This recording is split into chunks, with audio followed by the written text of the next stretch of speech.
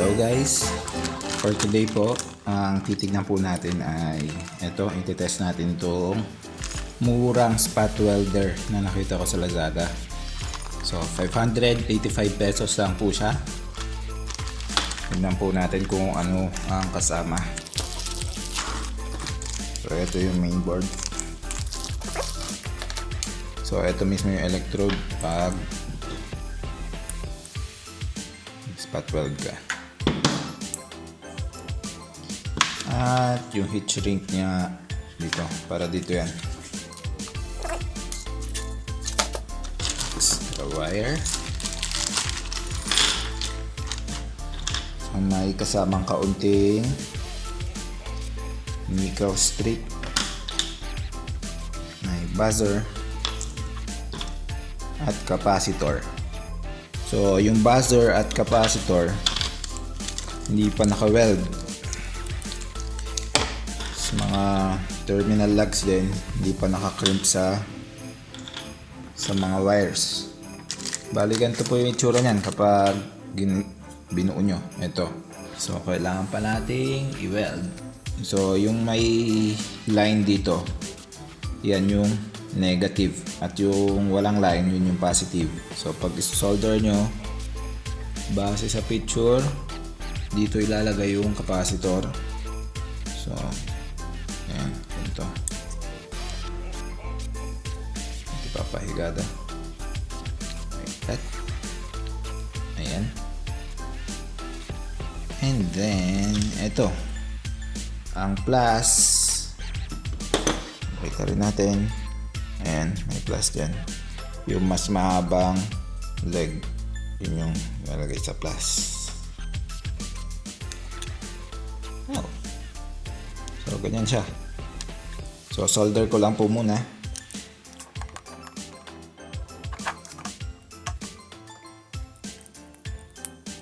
Ayan.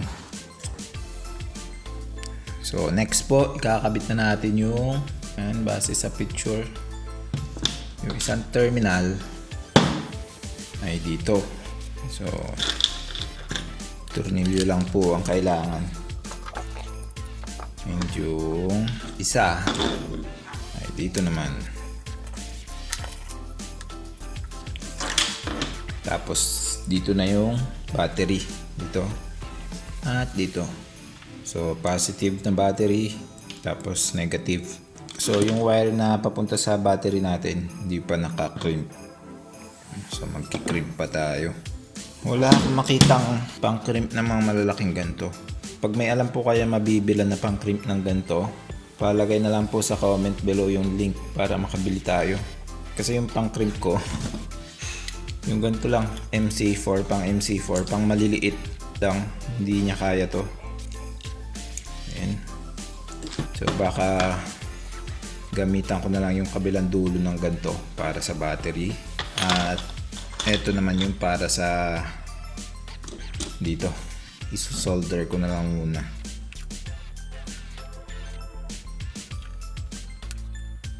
Pangit ang solder ko, hindi kaya kasi yung soldering iron ko. Hindi niya, kailangan mo na medyo malakas-lakas ng soldering iron para isolder to. Maganda talaga kapag i-crimp mo. So yung susunod, iba nang gagamitin ko. Ito, para ma-crimp ko. Iba rin nata ang pang-crimp nila dito, pero wala ko ibang option. So ito lang, as long as maipit niya naman na maayos, okay na yan. Yan, hindi maganda, pero pwede na. Tibay naman na yun, nakakabit na yun na maayos. Pwede na siya. Try na natin. Dito yung negative. So tatlong pares lang pala yung binigay nilang tornilyo. So di kakabit mo na lang dito yung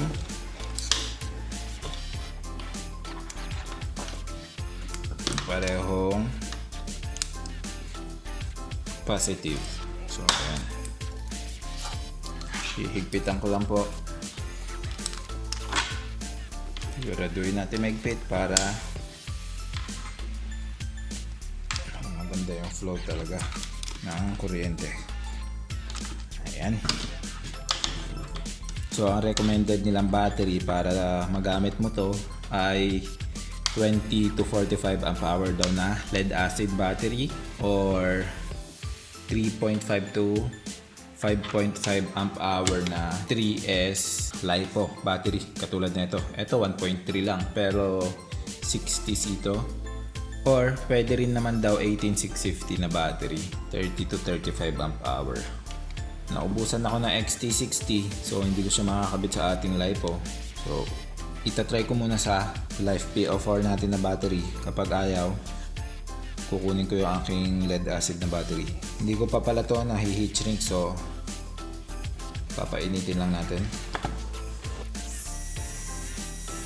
So ready na tayo.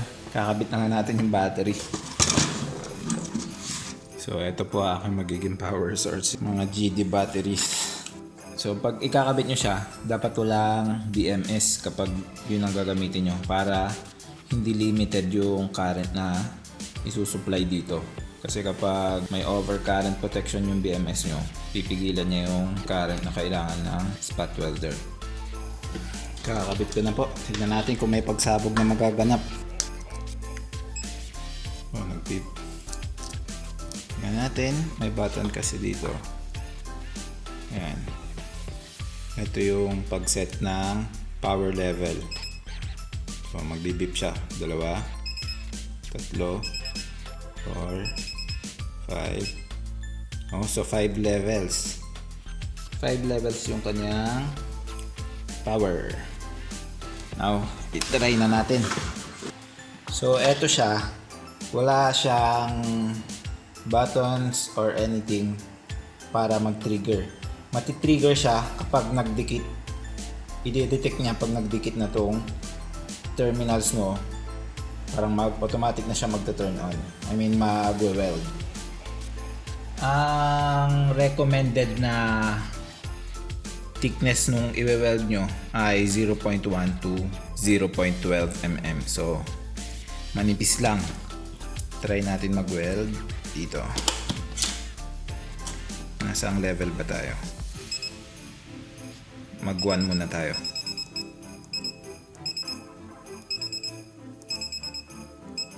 So ayan, 1. Didikit lang. Ayan. Natanggal agad. Pero nakita nyo, may konting spark. Ilapit natin yung camera para makita nyo ng mas malapitan. Ulitin natin. So,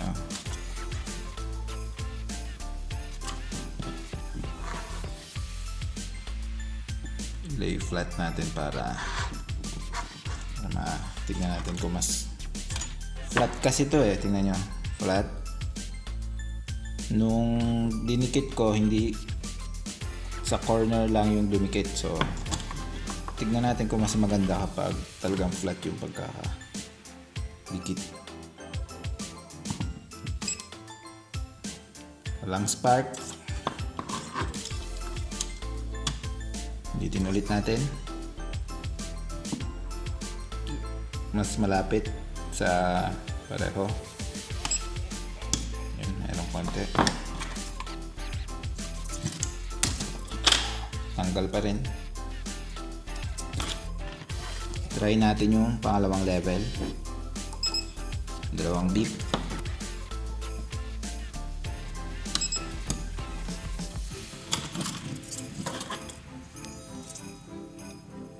Kapag nakita nyo yung marka, yung kasi yung edge nung itong terminal. Kaya ganun. Medyo mas mahirap na siya matanggal sa level 2. Pero natanggal pa rin natin. Tingnan natin kung totally flat yung pagkakalagay natin. Ay, nadikit. Sorry, gulat ako. Ayan, flat.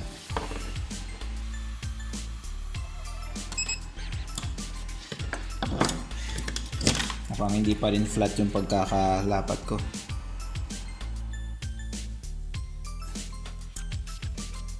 Medyo mas mahirap siya matanggal, pero natatanggal ko pa rin.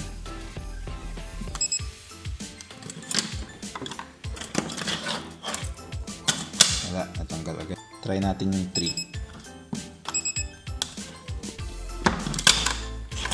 Hindi ko maapit.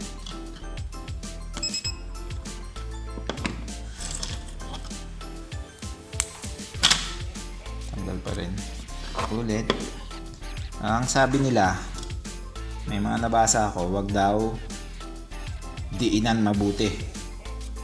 Para kasi yung pag-weld ng spot welder, nagre-rely yan sa resistance. So kapag mas mataas ang resistance, mas mainit.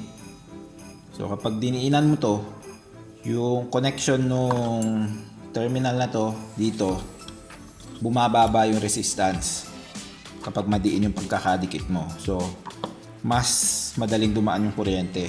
Pero ang gusto natin kasi, mas mataas yung resistance para mas uminit. So light lang na press, hindi talaga mabigat na press. Titingnan natin kung may pinagkaiba.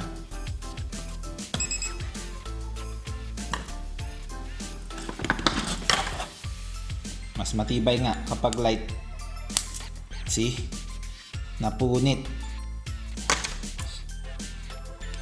So nasa ginamit natin third level na power at light na press lang. As in, parang nilapat mo lang. Hindi mo siya ipe-press pababa. As in, nilalapat mo lang.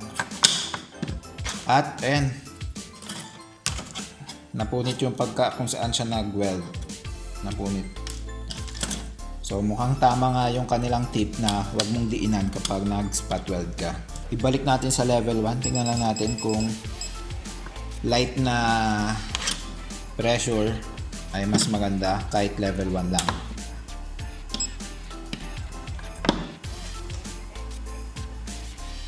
Level 1 lang, nahihirapan na akong tanggalin. Oh, see? Halos mapunit na naman. Nakita nyo yan.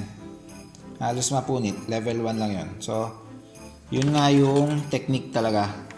Huwag mong diinan kapag nag-spot weld ka. Ngayon mag-try po tayo sa totoong cell. Ito 18650. Tingnan natin. Ang ginagawa ko, lapat pa rin. Hindi pa ganun kasi tinatry. Ewan ko kung ano mas maganda. Tignan ulit pala natin. So, yung ginawa ko pala pa flat. Kapag flat, mas less resistance kasi makita nyo, mas maraming surface area yung nakadikit. Kung pa slant kaya ang gagawin natin, kung mas maganda kaya siya. So, tignan natin yung pa slant. So, ganito.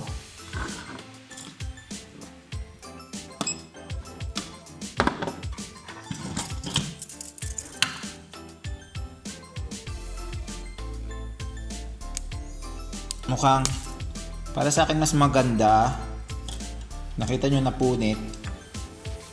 Parang mas maganda ang pa-slant nga kasi less yung surface area, mas mataas yung resistance. Feeling ko mas maganda ang pa-slant, hindi pa-flat talaga. Pa-slant. Or pwede mo siguro tong patulisin para mas lumiit yung surface area ng electrodes dito. So, itry na natin sa 18650 cell kasi malamang yung mga mag-spot weld sa 18650 nyo gagamitin. Magbi-build kasi tayo ng power bank na gamit yung mga 18650s na kinuha sa used na laptop batteries. So, if ever gusto nyo gawin, yung gagawin ko rin soon, kailangan nyo ng spot welder. Kaya, nagtingin ako ng murang spot welder. Meron na akong spot welder na mas malaki, yung ganito. At gumagana naman siya. Pero, ito nga, gusto ko lang ipakita sa inyo kung in case gusto nyo ng murang spot welder. Ito, tinitest ko para may mabili kayo. Try na natin.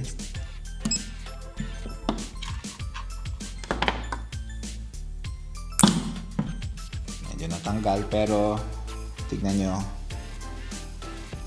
nabutas. Ibig sabihin, may natirang konti dito. So, merong konti lang, pero makikita nyo nabutas siya. Try po ulit natin.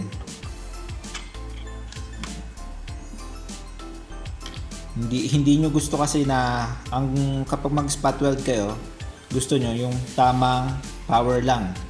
Kasi kapag nilakasan nyo, pwede nyo mabutas yung cells nyo. Delikado po. Mas maganda ngayon. Ayan. Yun. Napunit pa rin. Ayun o. Natira. Ibig sabihin, maganda yung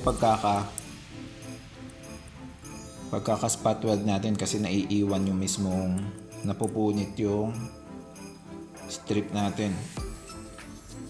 Yun ay bali 2 point lang yung spot weld. Kung ako siguro gagawa talaga, gagawin ko 4. Ayan, okay na para sa akin yun. Try natin yung level 2.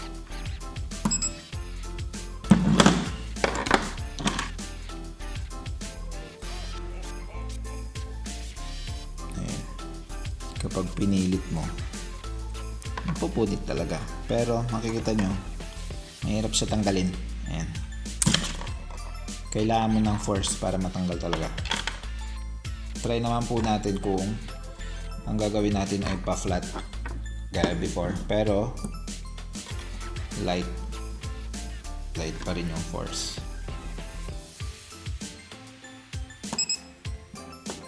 Medyo hindi lapat yung pangalawang electrode.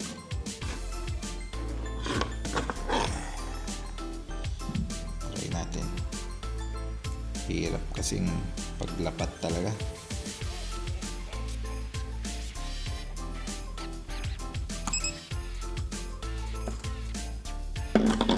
Hindi lapat. Nakadalawa.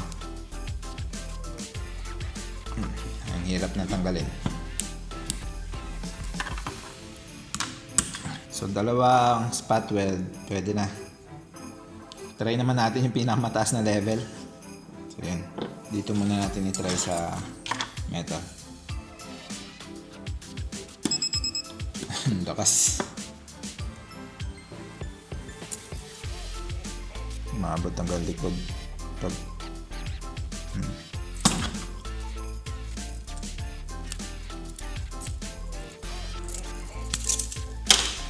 Level 5.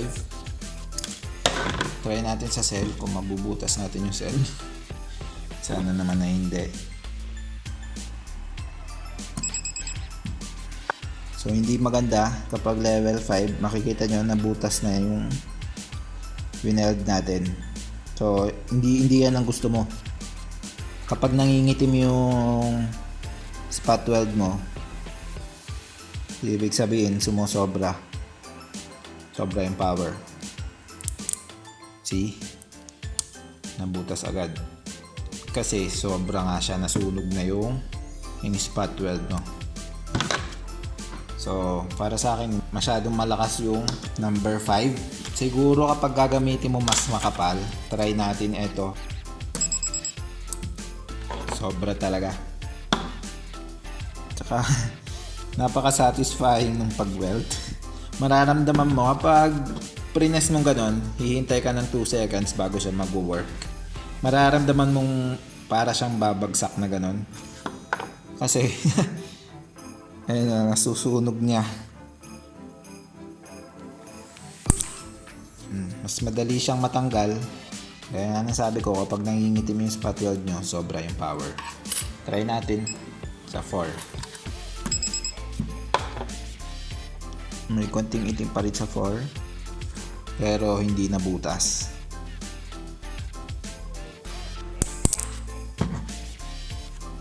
Tanggal pa rin. Madali lang natanggal.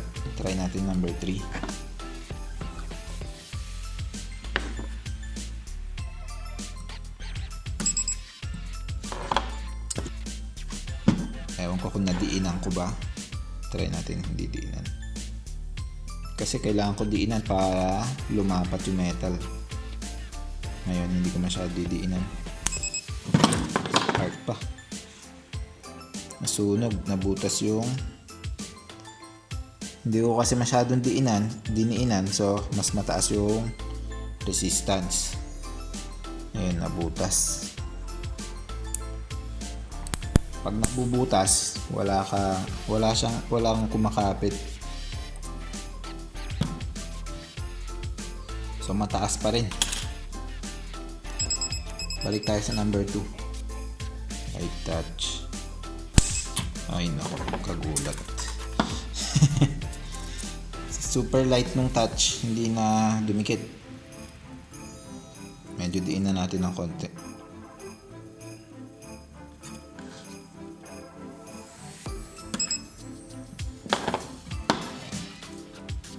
Ang maganda. Hindi kumapit. Isang flat at isang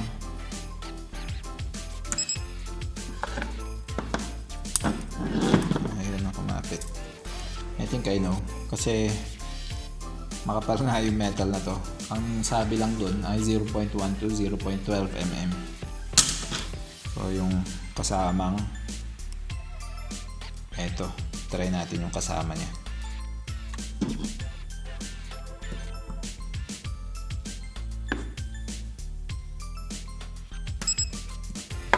Level 2. Makapit kapag yung kasamang nickel strip yung ginamit.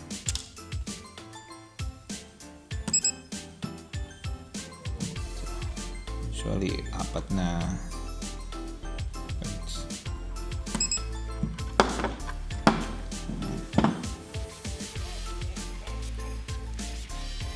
hindi na basta-basta natatanggal. Pag hinila mo, pupunin talaga. So ayan po ang ating murang spot welder na ang presyo po ay 585 pesos lang. So ang laking mura po nito dahil 585 pesos lang siya.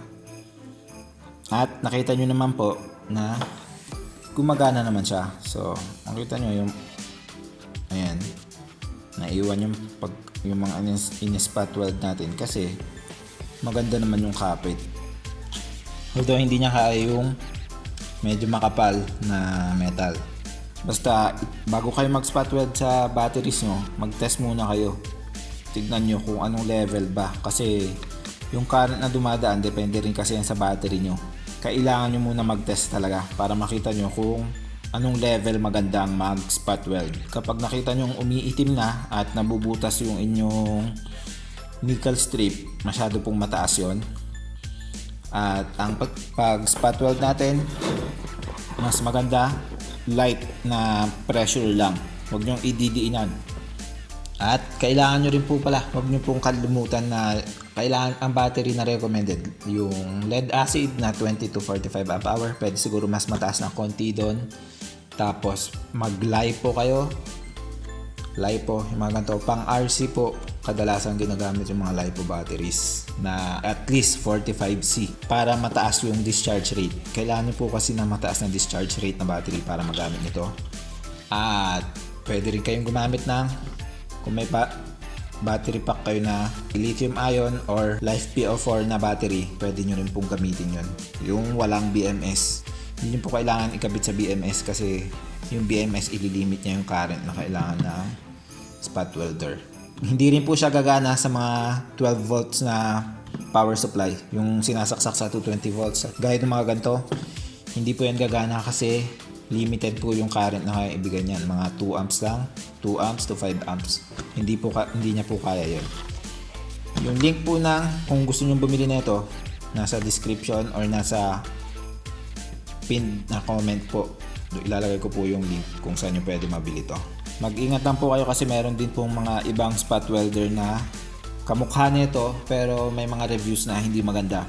Meron din itong isa pang version na may numeric LED display para makita nyo kaagad kung anong level na kayo at hindi lang kayo magre-rely sa pag-beep para malaman nyo kung anong level. So dyan na po nagtatapos ang ating video. As always, I will see you on our next video. Bye!